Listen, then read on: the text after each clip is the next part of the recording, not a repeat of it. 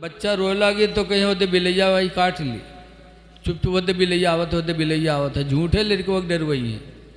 जबकि ये नाजायज़ है, बच्चों का दिल कमज़ोर होता है, डरवाना नहीं चाहिए बच्चों को। लेकिन जहाँ लड़का रोवे लगी तो आज हाल क्या है, कल ज़माने का क्या हाल था। कल के बच्चे रोते थे तो हमारी माँ बहनें फ़ौरन अपने गोद में लेकर के दरूद की थप्पियाँ देती थी कि सो जाओ या मुस्तफ़ा कहते कहते, अखुले आँखों सल्ले आला कहते कहते, कि बेटा सो तो मुस्तफ़ा के नाम पर, उठो तो मुस्तफ़ा के नाम पर। तो बच्चे आशिक़े रसूल भी बनते थे और नमाजी भी बनते थे, मैदान जिहाद के गाजी भी बनते थे। और आजकल की हमारी माँ बहनें, अब तो मोबाइल हुई गवाह है, जहाँ लड़का रोला था मोबाइल खोल के दही देते हैं, ले यही हीरो हीरोइन में गुमराह हो जाओ। और कल 10 साल 20 साल पहले जब ये मोबाइल नहीं था तब देखा जाता था जहाँ लड़का रोए लगे वो उठा के इस तरफ पटकत रहे थे कि भदर भदर पीटत रहे कि सो जा खनत मनत दुई कौड़ी पायो कौड़ी लेके गंग बहायो, गंगा माता बारू दीन बारू लेके बुझवक दिया। अल्लाह जाने कहाँ से याद के लिए था। इसी बुनियाद पर आज बच्चे माँ की गोद से कामयाब नहीं हो पाते।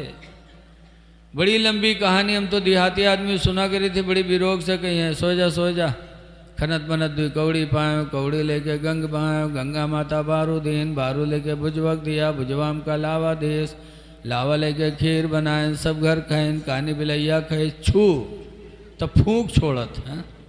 तो बताओ लड़का मुसलमान बनी, जब महतारी इतनी बड़ी फराडिन है, कहते खीर बनावा सब घर खाइन कानी बिलैया खाइस। बुढ़ाए के हम कानी बिलैया आज तक नहीं देख पावा, अई रोज खीर बनाए बनाए कानी बिलैया खवावा था।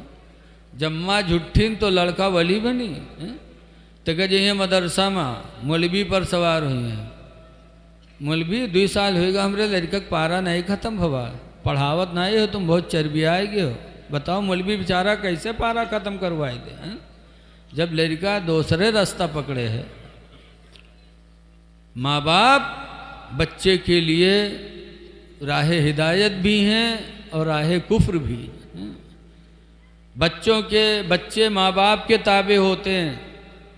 इसीलिए हदीस पाक में अनाइशा कालत अमरना रसूलुल्लाह सल्लल्लाहु अलैहि वसल्लम भी बनाइल मस्जिदी फिल बुयूत। हुजूर की बीवी हजरत आयशा कहती हैं कि अमरना रसूलुल्लाह, अल्लाह के रसूल ने हम लोगों को हुक्म किया, भी बनाइल मस्जिद, मस्जिदों के बनाने का, फिल बुयूत, घरों के अंदर, कि अपने अपने घरों में मस्जिद बनाओ। अब तो सुनो, जमात से नमाज की एक मस्जिद बनेगी मोहल्ले में गांव में, और सुन्नत और नफल के लिए मस्जिद हर घर में बनाने का हुक्म मेरे नबी ने दिया है कि अपने घर में मस्जिद बनाओ। मतलब ये कि मीनार वाली नहीं, बल्कि एक कमरा बना लो इबादत का। कई कमरे हो तो एक कमरा इबादत के लिए ख़ास कर दो, ज़्यादा कमरे न हो, एक ही घर हो तो उसका एक कोना ख़ास कर दो कि यहाँ पर सुन्नतें पढ़ी जाएंगी, नफलें पढ़ी जाएंगी, तो वो तुम्हारे घर की मस्जिद है। सरकार ने हर घर में मस्जिद बनाने का हुक्म इसीलिए दिया कि जब घर में नमाज होगी, छोटे छोटे बच्चे अपने माँ को नमाज पढ़ता देखेंगे, अपने बाप को नमाज पढ़ता देखेंगे, भाई बहनों को नमाज पढ़ता देखेंगे, तो बच्चे भी नमाज पढ़ने की तरफ माइल होंगे। तुम्हें देख करके तुम्हारे बच्चे नमाजी बनेंगे। लेकिन आज अफसोस है, अपना नमाज एक्को न पढ़ी हो, मदरसम जहाँ शिकायत करे कि मौलाना साहब ये लड़कवा नमाज नहीं पढ़ते, कहते मारो पीटो। वो लड़का है, तुम ढोंगा इतने बड़े हो गए हो, तुम नहीं पढ़ा था। सुबह हुई तो लड़के कहे उठ रे जा, चले जा, उठ, अपना रजाई के अंदर पड़े रही। तो ये क्या है? कुरान कहता लिमादा तक़ूलूना मा ला तफ़अलून, वो बोली क्यों बोलते हो जो तुम खुद नहीं करते हो।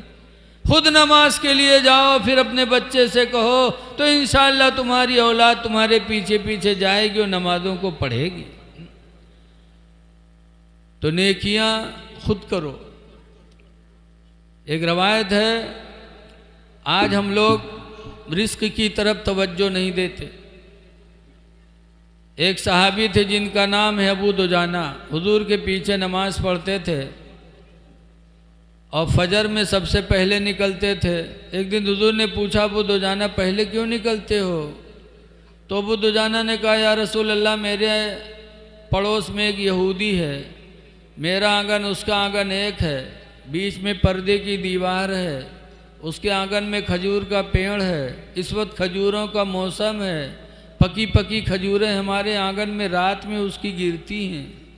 मेरे घर में छोटे छोटे बच्चे हैं, तो इसलिए फजर में मैं जल्दी पढ़ के भागता हूँ कि कहीं मेरे घर का कोई छोटा बच्चा बेदार होकर पड़ोसी की खजूर न उठा के खा ले, इसलिए मैं जल्दी करता हूँ।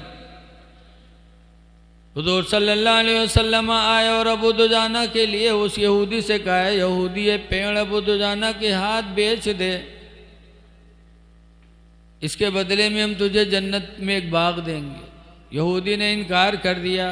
हज़रत अबू बकर आए, वो कहने लगे, अल्लाह के रसूल, ये पेड़ ख़रीद कर मैं अबू दुजाना को दे दूं तो क्या इसके बदले में आप जन्नत में वो हमें बाग देंगे जो यहूदी को दे रहे हैं? कहाँ अबू बकर मुबारक हो। तो अबू बकर ने ख़रीदा। कैसे ख़रीदा? यहूदी से कहा कि ये पेड़ तू अबू दुजाना को दे दे और इसके बदले में मैं अपनी खजूर की पूरी बाग तुझको देता हूँ। पूरी बगिया अबू बकर ने एक पेड़ के बदले में यहूदी को दे दिया और कहा, ये पेड़ अबू दुजाना को दे दे। सौदा हो गया, सब लोग चले गए। यहूदी बहुत खुश, सोच रहा था कि मुसलमान कितने बेवकूफ़ हैं कि एक पेड़ के बदले में पूरी बगिया हमको दे दिए, और जिस पेड़ के बदले में दिए वो पेड़ भी हमारे ही पास रहेगा, हमारे ही आंगन में। बड़े ना समझ हैं ये सब। लेकिन जब रात हुई और जब सुबह उठे सब लोग, तो वो यहूदी क्या देखता है कि जिस पेड़ का सौदा नबी ने किया था वो पेड़ यहूदी के आंगन से उजड़कर अबू दुजाना के आंगन में लगा हुआ है। यहूदी ने देखा तो पुकार उठा, खुदा की कसम, मोहम्मद की नबूवत कभी झूठी नहीं हो सकती, जिनकी बात पेड़ माने वो नबी झूठा नहीं हो सकता। मैं कलमा पढ़ता हूँ, ला इलाहा इल्लल्लाह मुहम्मदुर रसूलुल्लाह सल्लल्लाहु अलैहि वसल्लम। अब यहाँ पर गौर करो कि अबू दुजाना सहाबी ने यहूदी की एक खजूर भी अपने बच्चों के लिए गवारा नहीं किया कि मेरा बच्चा यहूदी का कोई खजूर खा ले, पड़ोसी का। और आज हम दूसरों के माल पर निगाह डालते हैं। ऐसा मत करो। दूसरी बात यह कि चाहे हिंदू हो चाहे मुसलमान हो, किसी का माल हड़पना या किसी का माल ज़बरदस्ती खाना या किसी की बेईमानी करना अगर जायज़ होता तो अबू दुजाना को नबी मना कर देते कि खाए दो लड़किन का, मत जाओ, जत्ताओं के चौराहे पर चौराहे चौराहे खाओ। लेकिन अल्लाह के रसूल ने नहीं इजाज़त दी, बल्कि आके तिजारत करवाया, सौदा करवाया। पता चला ना सहाबा इसको जायज़ मानते थे ना अल्लाह के रसूल ने जायज़ माना। इसलिए कोई भी हिंदू हो चाहे मुसलमान हो, किसी की बेईमानी करना, किसी का माल हड़पना, किसी से ज़बरदस्ती वसूल करना, ये हमारे इस्लाम में जायज़ नहीं है। हक हलाल रोज़ी खाने की कोशिश करो, इसलिए कि जब रोज़ी हलाल होगी तभी हमारी इबादतें बारगाह मौला में कबूल होंगी। आज हमारे शहीद भाई दुनिया से रुखसत हो चुके। आप जानते ही हो कि कब्र में 3 सवाल होते हैं। मर रब्बु का, तुम्हारा रब कौन है? मा दीनु का, तुम्हारा दीन क्या है? मा तक़ूलु फ़ी हाज़ा रजुल, इनके बारे में तुम क्या कहते हो? अब वहाँ अरबी होगी ज़बान सबकी, लेकिन याद रखो ये सवाल हम समझते हो बहुत कठिन है, बहुत आसान है। रवायतों में लिखा है कि हज़रत उमर फ़ारूक आदम रदी अल्लाह अन्हु का विसाल हुआ और विसाल के 2 साल गुजर गए। 2 साल के बाद किसी ने ख्वाब देखा तो हज़रत उमर पेशानी से पसीना पोंछ रहे थे पूछा क्या हुआ? फरमाते हैं 2 साल हो गया अभी हिसाब में मुब्तला हूं। 2 साल हो गए। क्यों? 10 साल वो प्रधानमंत्री रहे थे, यानी अमीरुल मोमिनीन पूरी दुनिया के। तो जहाँ उनको अपने अमाल का जवाब देना था, वहीं पर अपने उम्मत का भी जवाब देना था, अपने महकूम का। आप समझते हो बस 2 मिनट का काम है। मदीने मुनव्वरा में हुजूर की एक फूफी रहती थी सफ़िया, इंतकाल हुआ। हुजूर भी उस नमाज में गए, जनाजे में, नमाज जनाजा हो गई। सफ़िया को लोग मिट्टी देने लगे। जब मिट्टी देने के बाद फारिग हो गए तो सब खड़े रहे, अल्लाह के रसूल भी खड़े रहे। सहाबा मिट्टी दे के भागते नहीं थे, हुजूर भी भागते नहीं थे, इतनी देर तक खड़े रह कर के जिक्र करते थे कि अगर कोई उतने टाइम में चाहे तो एक ऊँट ज़बह करके गोश्त 7 हिस्सों में बांट सके। खड़े थे। थोड़ी देर बाद हुजूर फरमाते कूली या सफ़िया, ऐ सफ़िया तू कह दे इन्ना मुहम्मदन इब्न अखी, कि बेशक मोहम्मद मेरे भतीजे हैं। बोल दे। सहाबा को हैरत हुई कि अभी तक किसी से सरकार ने नहीं कहा, आज फूफी सफ़िया से कहते हैं कि कह दो मोहम्मद मेरे भतीजे हैं। जब हुजूर वहाँ से हटे तो सहाबा ने पूछा अल्लाह के रसूल आज ऐसी बोली बोले आज कि कभी नहीं बोले थे, या आपने क्यों कहा कि सफ़िया कह दो मोहम्मद हमारे भतीजे हैं? तो हुजूर ने फरमाया कि जब मेरी फूफी सफ़िया दफन की गई, फरिश्ते आए कब्र में और उन्होंने पहला सवाल किया मर रब्बु, के तेरा रब कौन है? तो मेरी फूफी सफ़िया न बता पाई रब्बी अल्लाह, ये न कह पाए कि मेरा रब अल्लाह है। दूसरा सवाल किया माँ दीनु, के तेरा दीन क्या है? तो मेरी फूफी सफ़िया न बता पाए दीनी अल इस्लाम, कि मेरा दीन इस्लाम है, नहीं बता पाए। तीसरा सवाल मेरे बारे में किया मा तक़ूली फ़ी हाज़र रजुल, ऐ सफ़िया तुम इनके बारे में क्या कहती हो? जब मेरे बारे में पूछा गया तो सफ़िया मुझे ये न कह पाई हाज़ा रसूलुल्लाह, ये अल्लाह के रसूल हैं, नहीं कह पाई। तो हुज़ूर फरमाते मैंने कहा सफ़िया कुछ नहीं कह पाती हो तो इतना ही कह दो इन्ना मुहम्मदन इब्नु अखी, कि बेशक मोहम्मद मेरे भतीजे हैं, मुझे अपना भतीजा ही बता दो। फरिश्तों ने कहा अल्लाह के रसूल फिर क्या हुआ? कहा जब फरिश्तों से सफ़िया ने कहा मोहम्मद मेरे भतीजे हैं, तब फरिश्तों ने कहा रसूलुल्लाह की रिश्तेदार है। फिर उन लोगों ने कहा तो नबी की रिश्तेदार है, सो जैसे कि दुल्हन सोती है। सफ़िया की बख्शिश हो गई। अब यहाँ पर गौर करो, पहली बात तो ये कि सफ़िया मदीने में रहती थी, अरब वालों की बोली अरबी, और सफ़िया फरिश्तों के सवाल का जवाब न दे पाई। तो हमारी माँ बहन के का हालत हुई, जो रात दिन बकवास करे थे, झूठ बोले थे, इनसे कब्र में पूछा जाएगा तो क्या जवाब दे सकती हैं? जब सफ़िया नहीं जवाब दे पाई जिनकी बोली अरबी थी, और आज हमारी माँ बहनों की बोली क्या होती है? इसलिए कब्र बड़ी वहशत की जगह है। और दूसरी बात ये भी मालूम हुई कि रिश्तेदारी भी क़यामत के दिन काम आएगी। अच्छों से रिश्ता करो। इसीलिए हज़रत इमाम हसन ने 100 से ज़्यादा निकाह किया और तलाक़ दिया। निकाह करते थे, 2-4 दिन के बाद तलाक़ दे देते थे। हज़रत अली ने ऐलान कर दिया कि ख़बरदार कोई अपनी लड़की का निकाह मेरे बेटे हसन से न करे।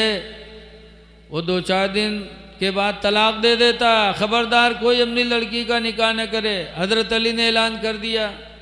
एक दिन जा रहे थे, उधर से एक साहब आ रहे थे, उन्होंने पूछा हसन है घर पे?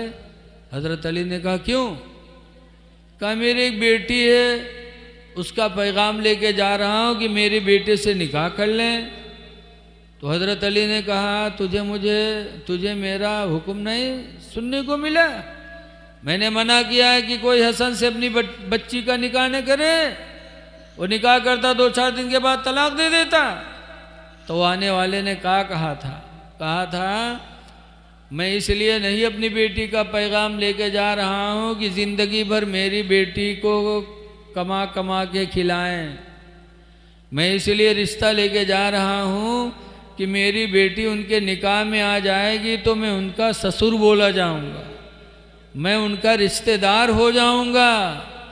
मुझे उम्मीद है कि हो सकता है क़यामत के दिन उसे रिश्तेदारी ही की बुनियाद पर अल्लाह ताला मेरी बख्शिश फरमा दे।